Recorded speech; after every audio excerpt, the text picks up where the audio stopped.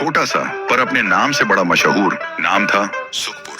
सुबह होती तो खिड़कियां खुल जाती, लोग अपने आंगन में फूल सजाते, बच्चे खेतों की धूल उठाकर धूप में खेलते और शाम को छतों पर लोग बैठकर हंसी मजाक करते। लेकिन उस सुकून के पीछे छुपा था एक राज, जलन, नफरत और हिंसा। हर कोई अपने दिल में वो जहर दबा के रखता था। फिर एक दिन गांव में राशन बंट रहा था, सब लाइन में खड़े थे। तभी एक औरत तेज दौड़ती हुई आई। उसने रोकर कहा, मुझे जल्दी राशन दो, मेरा बच्चा बीमार है, मेरे घर में खाने का कुछ नहीं है। दूसरे लोग भड़क गए और बोला, मेरे बच्चे को भी रोटी चाहिए, उसे स्कूल जाना है। बात बढ़ी, आंखों में शिकायत जल उठी और फिर गालियां शुरू हो गईं। और देखते ही देखते एक छोटी सी बात से गांव के अंदर छुपा जहर बाहर आ गया। लेकिन गांव वालों को क्या पता था, सुखपुर के सुकून को और अंधेरा देने अब लौट आई थी पीहू। गांव के बाहर कुछ कचरे के डिब्बे रखे थे और उन्हीं डिब्बों के पास पीहू रोज बैठ जाती थी खाना मांगने के लिए। लोग आते जाते सोचते कोई अनाथ बेघर बच्ची होगी। एक रात गांव का एक मिस्त्री रात में काम खत्म करके घर लौट रहा था।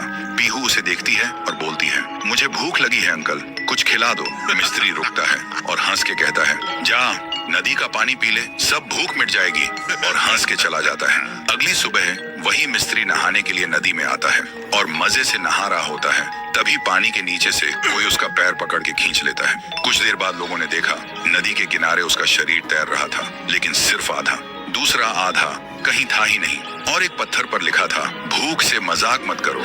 लोगों को कुछ समझ नहीं आया इसका मतलब क्या है।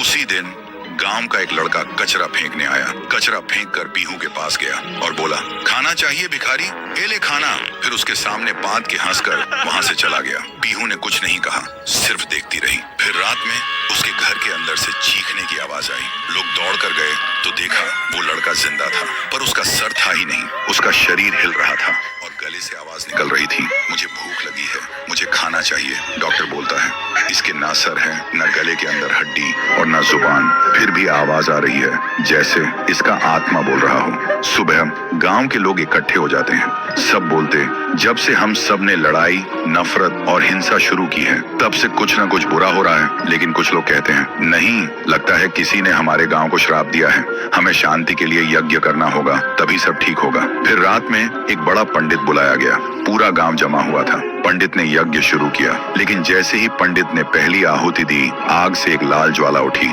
और पंडित के शरीर को छू गई। अगले ही पल पंडित के शरीर में आग लग गई। वो चीखने लगा और चारों तरफ लाल धुआं फैल गया। जैसे ही धुआं खत्म हुआ, सबने देखा एक दीवार पर लहू से लिखा था, मुझे यज्ञ नहीं, खाना चाहिए था। तब से गांव के लोगों को एहसास हुआ, जलन, नफरत और हिंसा किसी को कुछ नहीं देती, सिर्फ अंधेरा बढ़ाती है। और उस दिन के बाद से गांव के लोग अब मिल बैठकर रहने लगे।